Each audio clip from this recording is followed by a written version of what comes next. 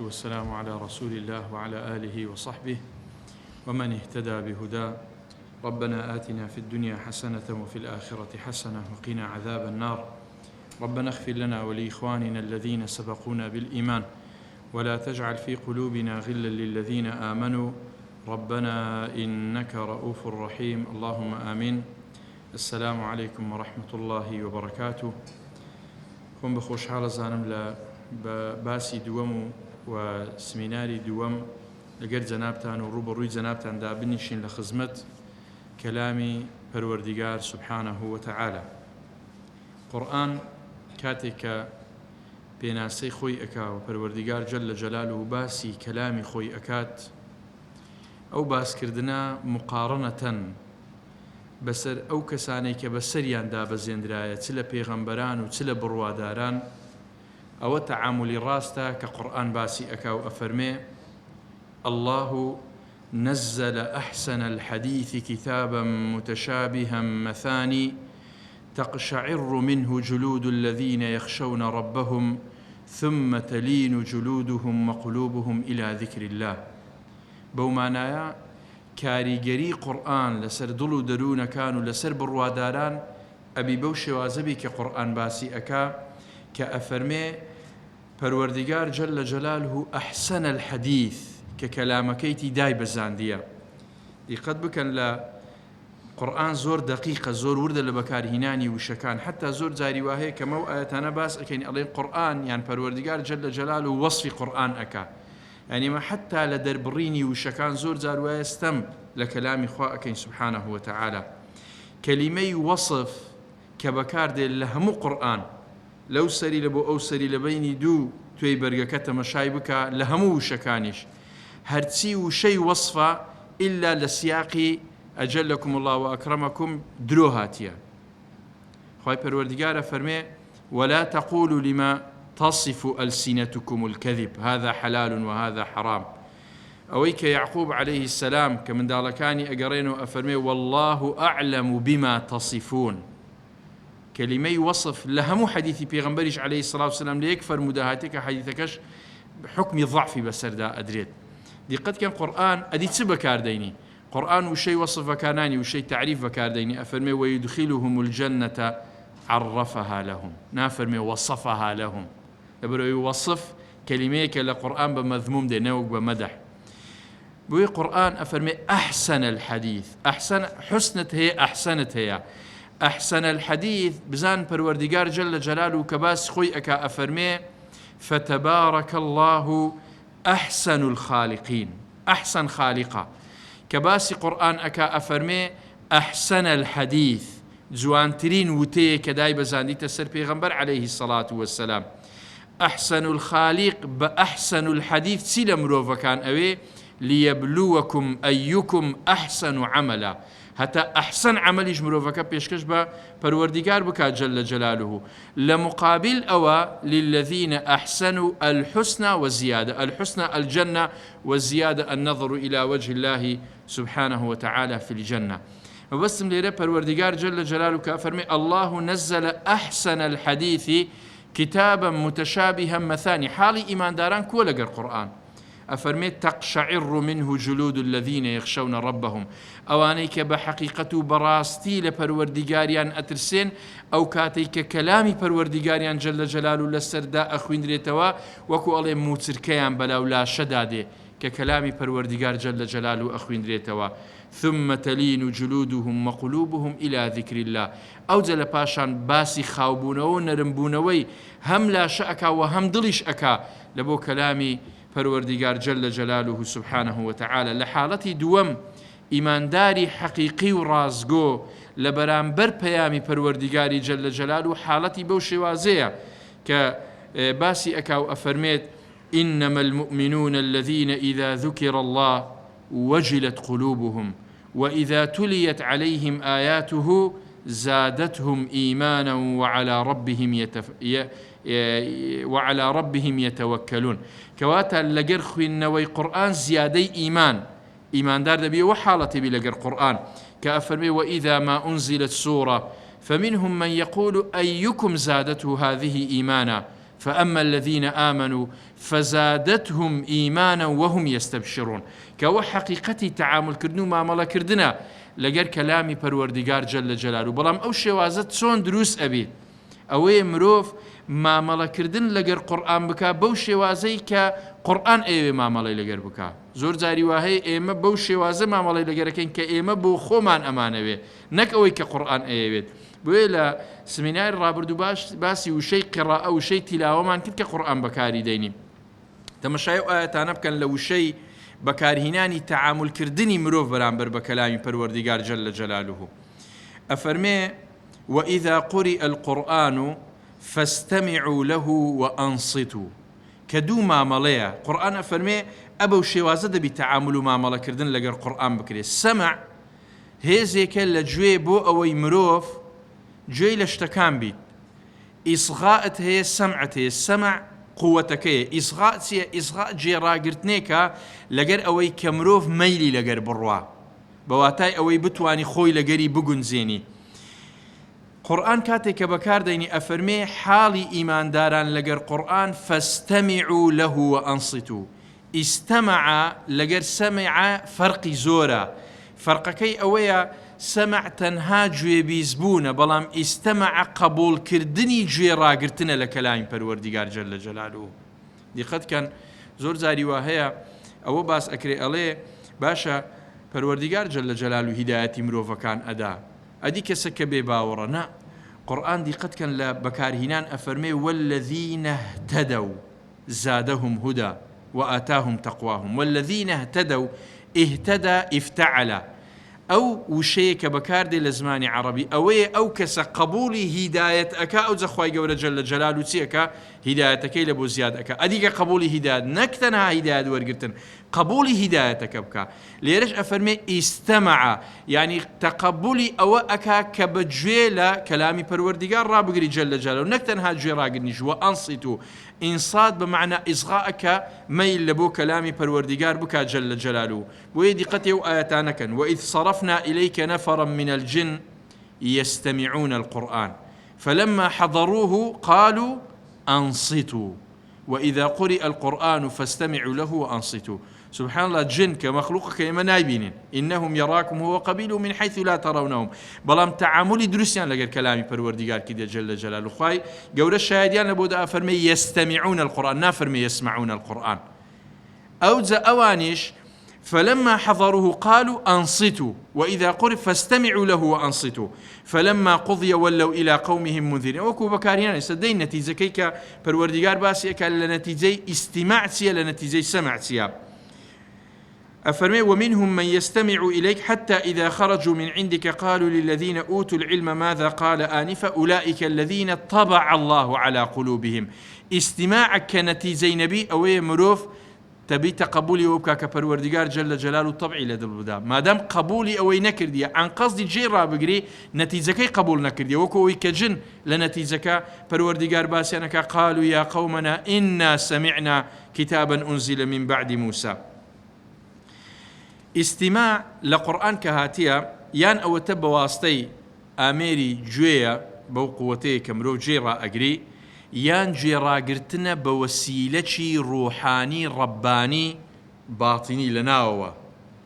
زوري يكميان سمعة بآلة عضو بلام استماع أوي مروف بهيزي درون روح جيل كلامي پروردگار رابقري جل جلاله بوية لقرآن پروردگار جل جلاله سبحانه وتعالى كباسي أو حالتمان لبو أكا لا جيراغرتن لقرآن وبيدنبون لبو كلامي پروردگار جل جلاله لتسياقك باسي أكا أفرمي وإذا لم تأتهم بآية قالوا لولا اجتبيتها قل إنما أتبع ما يوحى إلي من ربي هذا بصائر من ربكم وهدى ورحمة لقوم يؤمنون وإذا قرئ القرآن فاستمعوا له وأنصتوا كواتا تقبل كردن لكلامي پروردگار و جيراغرتني إنصاد لبو كلامي پروردگار جل جلاله تي بي أدا بصيري بي أدا هدايتي بي أدا رحمتي بي أدا هذا بصائر من ربكم وهدى ورحمة ئەوجا ئەفەرمێ ئیذا قوریئ القورئان فاستمعوا له وأنصتوا. بەسائر چییە؟ بەسائر ئەوەیە کە پەروەردیگار جەل جەلاله عەقلی ڕووناک ئەکاتەوە بۆ ئەوەی ڕاستە شەقامی خۆی ببینتەوە. بەسائر بەواتای ئەوە دێ ڕاستی تێگەیشتنی لە کەلامی پەروەردیگار جەل جەلاله کە وشەی بەسیرەمان باس کرد. بەسیرە یەکە لە ئوسلوبی تەعاملکردن لەگەڵ قورئان کە بەو عەدەسەیە گوترێت کە لەسەر دەرگایە دانرێ کە کەسێک لە دەرگادات و تەمەشای ئەکەی زۆر بچووکە بەڵام دەرەوەت هەموو بەوازحی لێ دیارە. کاتێک کە تەمەشای قورئان ئەکەی دنیایەک لە پاش ئەو وشانەیە کە پەروەردیگار جەل جەلاله باسی ئەکا. و لە پاشان ئەفەرمێ وەلهودا. هودا چییە؟ دانانی هەموو یاسا و ڕێسایەکە لە معاملات لە هەڵسوکەوت لە معاشەرە و ڕێگە پیشاندانە لە بۆ ئەو ڕێگەی کە پەروەردیگار جەل جەلاله بەڕوون و بەڕێک و ڕەوان پیشانی مرۆڤەکانی ئەدا. لە پاشان ئەفەرمێ وەڕەحمە. ڕەحمە نەک تەنها ڕەحمەتی دنیا بەڵکو ڕەحمەتی ئاخیرەتیشە. ڕەحمەتی دنیا ئەوەیە مرۆڤ بەردەوام بی لەسەر ئەو ڕاستەیە کە پەروەردیگار جەل جەلاله پێشکەشی ئەکا و ئەوەشە لە قیامەتدا تووشی نەعیمی بەردەوام و بەبەخشی خوای گەورە بی سبحانه وتعالى. بۆی ئەفەرمێ فاستمعوا له نافەرمێ ئیسمعوا لەبەر ئەوەی ئیستیماع ئەوەیە مرۆڤ عن قەسد جێ لێ ڕائەگرێ ئەوجە لە پاشانیش لێی ورد ئەبیتەوە. بۆیە ئیستیماع ئەوەیە مرۆڤ بەنیەتی پەرستشکردن جێ لە قورئان ڕابگری. ئەوەیە مرۆڤ کاتێک کە ئیستیماعی قورئان ئەکا وەڵامگۆی ئەو مەطالب و داواکراوە نەبی کە پەروەردیگار جەل جەلاله سبحانه وتعالى داوای لێ ئەکا. بۆیە مەبەست بە ئیستیماع تەنها سوودی خۆی نییە بەڵکو ئیستیماع ئەوەیە بشی گەینی بە بەرامبەرەکە. بۆیە پەروەردیگار لەو ئاەتی سوڕەی أحقاف كأفرمي وإذ صرفنا إليك نفرا من الجن يستمعون القرآن فلما حضروه قالوا أنصتوا فلما قضي ولوا إلى قومهم منذرين قالوا يا قومنا إنا سمعنا كتابا أنزل من بعد موسى يهدي إلى الحق وإلى طريق مستقيم. باورتان هبي زۆر جار مرۆڤ کاتێک ئەو ئاەتانە ئەخوێنتەوە یعنی ئەڵێ جن باشتر لە کەلامی پەروەردیگار گەیشتێ لەما کە زۆر جار ئێمە لە ڕووی عیلم و لە ڕووی زانستەوە مرۆڤایەتی زۆر خۆی پێ یعنی ئەبە و شێوازە تەنها جێڕاگرتن لە کەلامی پەروەردیگار جەل جەلاله کەچی ئێمە ئەبی لە ڕێی کتابەکان و لە ڕێی تێگەیشتنی مرۆڤەکانەوە بەرەو کەلامی پەروەردیگار بچینەوە جەل جەلاله کەچی ئەوە ڕاستە و خۆوە تەنها کەلامی پەروەردیگاریان جەل جەلاله جێ لێ بووە نەتیجەکەش یەکسەر داعوە و بانگەوازیشان لە بۆ کردیە کە لە بەرامبەری ڕانەوەستاین. بۆیە ئەو لایەنە وردانە لەوانە جعفەری صادق ڕەحمەتی خوای لێ بیت ئەڵێ تەمەشای ئەو وردەکاریەکەن کە مامەڵەکردنە لەگەڵ قورئان ئەڵێ سەرم سڕ ئەمینێ لە بۆ کەسێک کە تووشی غەم و پەژارە ئەبی بەڵام ئاەتی پەروەردیگار جەل جەلاله ناخوێنیتەوە کە ئەفەرمێ لا إله إلا أنت سبحانك إني كنت من الظالمين لەبەر ئەوەی لە دوای پەروەردیگارە فەرمێ فاستجبنا له ونجيناه من الغم وكذلك ننجي المؤمنين. ئەفەرمێ سەرم سڕ ئەمینێ لە کەسێک کەوا خراپەی بەرامبەر ئەکرێ بەڵام ئەو ئاەتەی پەروەردیگار جەل جەلاله ناخوێنیتەوە کە ئەفەرمێ وأفوض أمري إلى الله إن الله بصير بالعباد لبروي پەروەردیگار لە دوای ئەفەرمێ فوقاه الله سيئات ما مكروا ئەو مقارنەکردنا ئەو ئاەتە بە دوای یەکدا هاتنە و ئەو جۆرە تێگەیشتنە نەتیجەی ئیستیماع لە قورئان نەوەک تەنها سەمعی قورئان کە مامەڵەی لەگەر ئەکرێ. ئالیەتێک تر مادەیەکتر کە قورئان بەکاری دەینی وشەی تەدەببڕە. لە قورئان تەمەشا بکەن وشەی تەدەببڕت هەیە وشەی تەفەکوڕت هەیە. لە دروستکراویش پەروەردیگار جەل جەلاله قورئانێکی مەنظوڕە کە ئەبیندرێ بریتە لە ئاسمان و زەوی و چیا و دەشت و دۆڵەکان و قورئانێکیشە کە مەقڕوئە کە بریتە لەو کەلامەی پەروەردیگار جەل جەلاله کە ئەمە ئەیخوێنین. يعني پەروەردیگار جەل جەلاله سبحانه وتعالى حتى عذری نەدایتە دەست کەسێک کە خوێندەواری نییە هیچ نازانی تەنها بە بینینی کەون خۆ قورئان باسی دەکا قورئانیش هەر باسی کەون ئەکا هەر باسی ئاسمان و زەوی بوونەوەر ئەکا کە مرۆڤ لەو ڕێگەیەوە پەروەردیگاری پێبناسی جەل جەلاله سبحانه وتعالى. بۆیە قورئانی منظور کە بیندراوە پێویستی بە تەفەکوڕە. إن في خلق السماوات والأرض واختلاف الليل والنهار لآيات لأولي الألباب لباشا لكوتايكي فرمي ويتفكرون في خلق السماوات والأرض. بەڵام قورئانی مەقروء کە ئەخوێن درێتەوە پێویستی بە تەدەببڕە بە وردبوونەوەی و بە تێڕامانە کە ئەفەرمێ کتاب أنزلناه إليك مبارك ليدبروا آياته وليتذكر أولو الألباب. تدبر منهجی ڕەبانی و خواییە لەبۆ تەعاملکردن لەگەڵ خوێندنەوەی قورئان. تفكر منهجی ڕەبانیە بۆ تەعاملکردن لەگەر کەون.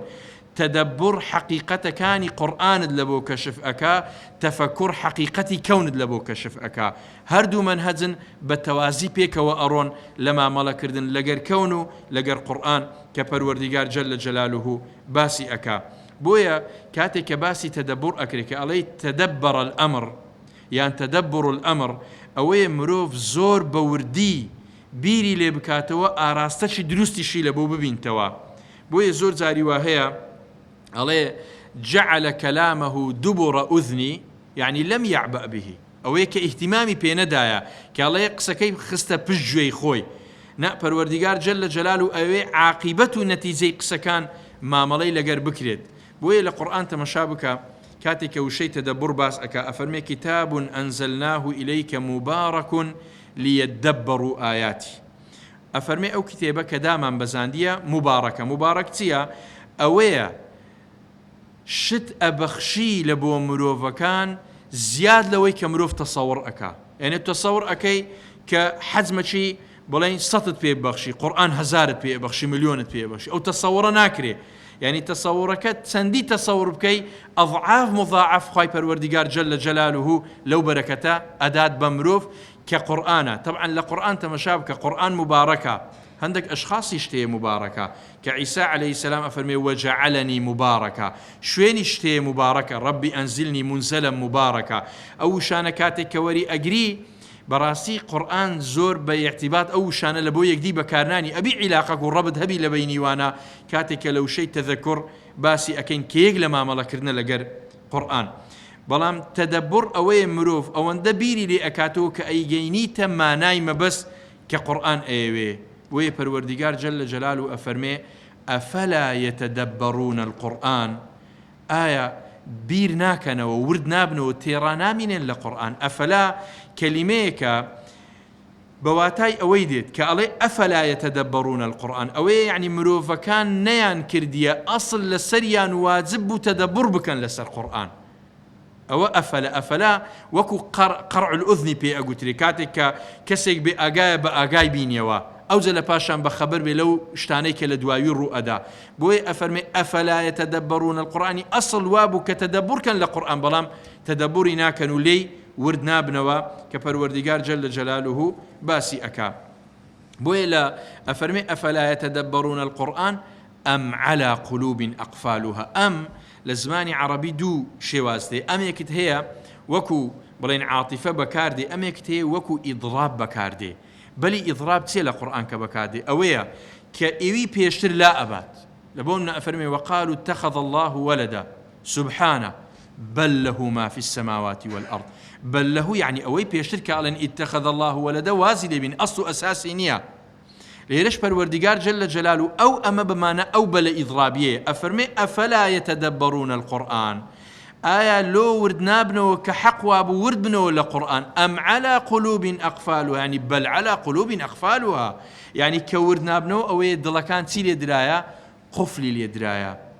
زان لقرآن كاتي كباسي ما ملي دل أكري أجر لمستقبل پروردگار جل جلاله يعني يارمتي دربو أو زوراني كقرآن لدل باسي أكاد سون بيز زور لقرآن باسي أكا بشيشان أو مراحلي كمرحلي طبع مرحلة ختم مرحلة ران مرحلة قفل أو أنا همو قناغن بسر دل دادين حتى مرحلة قسوة أو قناغ أنا همو بدوايكن أو يتري بدوا دادي أجمروف أجداري نبي لنكتة سوداء دس بيك كبيغمبر عليه الصلاة والسلام باسيكا كأجر تاب واستغفر صقل قلبه أجر لم يتب ولم يستغفر تحويل أبي لبوران لباشان تحويل أبي لبو طبع لباشان تحويل أبي لبو ختم أو تحويل أبي لبو قفل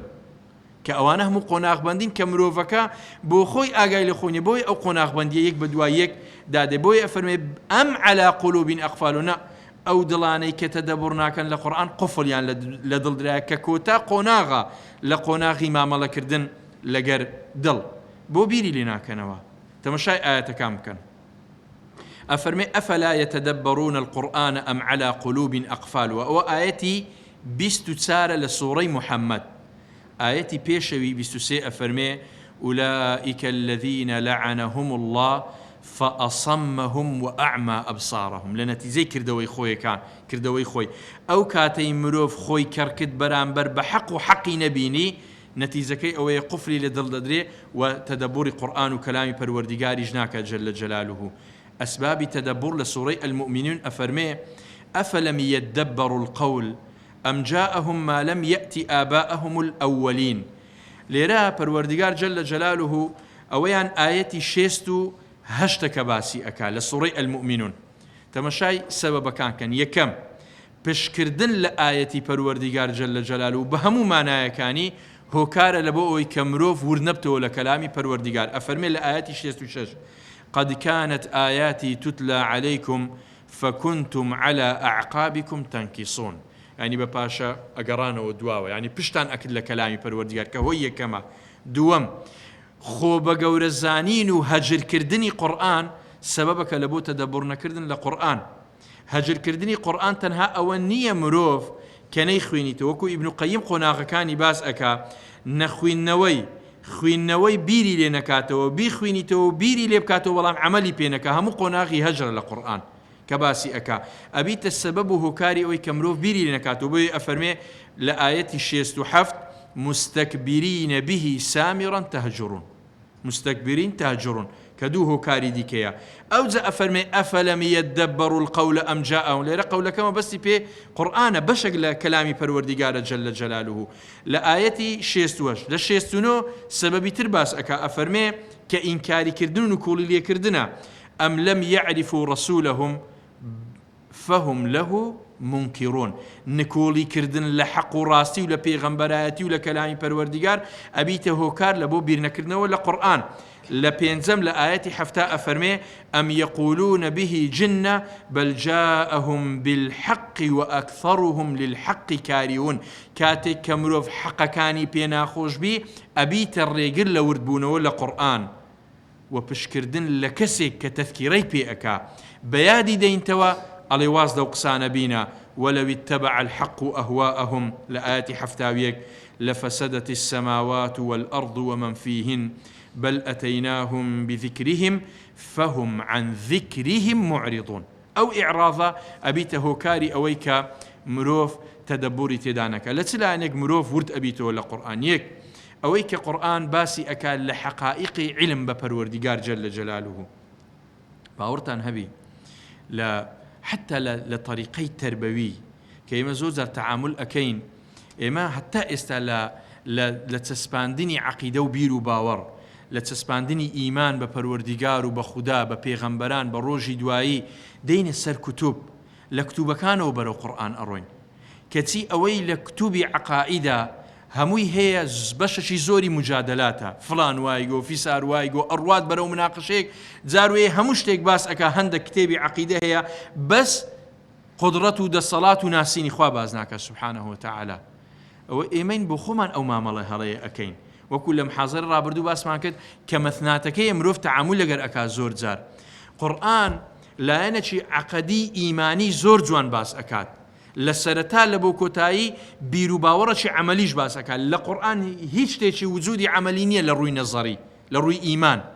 كفرق أكاد لبين الرأي لبين إيمان كوما مالي لقر أكي لا بشي يكمي كابي أقوتري إيمان إيماني شي عملي أداد بمروف لسري قرآن لبو سر أقر آية كان ور بجيري دو زيهتي عبادتي دروس أداة مروف كاتك لو سر لبو أسر ما مالي لقر بكري كبش عبادتي كان بشي كان مجملة بيويسد بتفصيل هي للسنة صحيح وري بقري بشي سيمي أخلاقها كقرآن أويش بتفصيل لو سري لبو أسري باس أكا إخوائي جورة جل جلاله بيغمبرين لبو تسنهار ديا تەمەشای وەسیەتەکانی لوقمانی حەکیم کە پەروەردیگار ئەفەرمێ وەلەقەد ئاتەینا لوقمان الحکمەتە ئەن اشکر لله کە ئەفەرمێ حکمەتەکانی نەقل ئەکا لە سەرەتای سوڕەی لوقمان سبحان الله پەروەردیگار جل جلاله ئەفەرمێ تلکە ئایات الکتاب الحەکیم ڕاستە حکمەتەکانی لوقمانی حەکیمتان لە بۆ باس ئەەکەم بەڵام حکمەتەکانی قورئان زۆر گەورەتر لە حکمەتەکانی لوقمانی حەکیم لەبەر حکمەتی قورئانیشە ڕاستی حکمەتەکانی لوقمان نەقل ئەکا لۆیە کە بانجی کوڕەکەی ئەکا یا بنەیە لا تشرك بالله إن الشرك لظلم عظيم يا بني إنها تمشى أو إيمان عملية كان يا بني إنها إن تك مثقال حبة من خردل فتكن في صخرة أو في السماوات أو في الأرض يأتي بها الله فيرا مراقبي أكا لهر شوينك بپروردگار جل جلاله آقاي ليتا بوين نكي هلبكي هردو لا إله مساوية سواء منكم من أسر القول ومن جهر به ومن هو مستخف بالليل وسارب بالنهار أو ما نايك لقمان أيوه فيرك ركيبك لباشان أفرمي يا بني أقم الصلاة وأمر بالمعروف وانهى عن المنكر واصبر على ما أصابك كدي وعبادتك يا أو زبي أفرمي ولا تصعر خدك للناس ولا تمشي في الأرض مرة واغضض من صوتك أو لا أنا أخلاقيك إهمو پەروەردگاری جل جلاله ئەوەی لە مرۆڤ ئەوێ ئیمان عیبادەت ئەخلاق بەجێری ئەو پەیامەی کە پێغەمبەران دەیهێنن عليهم الصلاة والسلام بۆیە قورئان لە حەقیقەتی عیلم بە پەروەردگار جل جلاله منهەجێکی متکامل و کاملی تێدایە بەڵام ئێمەی ناین ئەوە شێوازە تەعامل لەگەر قورئان و لەگەر کەلامی پەروەردگار بکەین جل جلاله بیرکردنەوە تدبر لخبري پیغمبران عليهم الصلاة والسلام كقرآن حالته زور عجيب باس أكا بدواي قلوب أجر فرصد ما لمستقبلي والله قرآن دراسي شي زور وردي همو پیغمبران أكا كاتك پروردگار باسيان أكا سبحانه وتعالى بس الشوازك دعويان بانقوازيان مامليان جيان دنيان كاتك كمروف أو دراسي ورد أكا بران بربا پیغمبران لقرآن سری سر امینه لتعاملی پیغمبران و لتعاملی ایمش بران بربا کلامو حتی بران بربا مروفایتیش لا اخباری پیغمبران حتی اخباری طغات اخباری صالحین که قرآن تمشای اکا والله که اوان اخوین تو همو اوی که لوجود هیا زور با کم دیتا پیش ساوی و ناشتوانی او شوازه لخوی بار بکا کاتک تعامل لگه قرآن اکا تمشاي قارون كتمشاي فرعون قالت حدك أنا ربكم الأعلى بآية أي خنشيني هو أودا خواهي سبحانه وتعالى وما كان الله ليعجزه من شيء هیچ تەکنیە دەبیتە دەسەوسانکار لە بەرامبەر پەروەردیگار جل جلاله پێغەمبەران کو خۆیان پەرستیە عیبادەتیان کو کردیە کو دعوەیان کردیە کو ساڵحان و پیاوچاکان تەعاملیان لەگەر کەلامی خوا و لەگەر ریسالەی خوا کردیە سبحانه وتعالى عاقبەتی سەرنجامی ئەو کەسانەی کە پێغەمبەران و ریسالە و پەیامی پەروەردیگار بە درۆ دێخنەوە لە بەرامبەر دعوە و بانگەوازی پەروەردیگار ڕائەگیرێن کە شەو و ڕۆژ هەوڵ ئەدەن بۆ ئەوەی مجتەمەع و کۆمەلگا بەرەو فەساد و خراپە و لێکترازان و وەجوایزبوونەوەی تێکدانی شیرازەی مجتەمەع و کۆمەلگا هەوڵی لە بۆ ئەدەن بە شەو و ڕۆژ کە لێی بەل مەکر اللەیلی والنەهار إذ تأمروننا أن نكفر بالله ونجعل له أندادا همو أوانا بيمان عليه أو قصصوا بسرهاتانا أو شوازة تدبرا بو أو يمروف خوي بناسي بزانا لتسم موقعك لكون لبونور تعامل لقر شيئك حتى لخلال تدبر شوازي فهم راس كردنوا أزانا كقرآن شتيك 20,000 باس أكاد جوازة لقروي يك باسي أكا أوي ك20,000 باسي أكاد أبي للاي مش 20,000 بيت أوي 1,000 باسي أكاد أبي للاي مش 1,000 بي مريك عم تعاملي عكس أكين شتيك 1,000 قرآن باسي أكا 100,000 باسي أكين أو 100 باس كدي 1,000 باسي أكين نا قرآن لو أون 1,000 باسي أكا أبي بجيري باس كردني قرآن اهتمام بوشته بدري بجيري كم كردن باس كدني أبي بكمي معاملة لقر بكري أو التوازن ميزانك كقرآن أداة بمروف وبشي كما لا أو شواز التعامل كردنانا كبابتي وردن كبداخو إمالي بأجاين كقرآن باسي أكا من أول زار بخوم لي أجام دوايك لي بأجام أو زل باشان كباسي أكام بس براسي بوربنو حتى لفرمودكاني بيغمبرج عليه الصلاة والسلام كأو تعاملاني كدي بشي شانا بيغمبر عليه الصلاة والسلام لفرمودكان أما جي بي أكا وباسي أكا لا ترديد آيات للتجاوب ولام دانوي قرآن لتذكر لا تخصص برانبر بقرآن أو أنا همو مانان أجر پروردگار جل جلاله يارمتي داينو وما إلى بو حفتي دابه إن شاء الله بشتواني پروردگار باسي أكين. صلى الله على سيدنا محمد وعلى آله وصحبه أجمعين.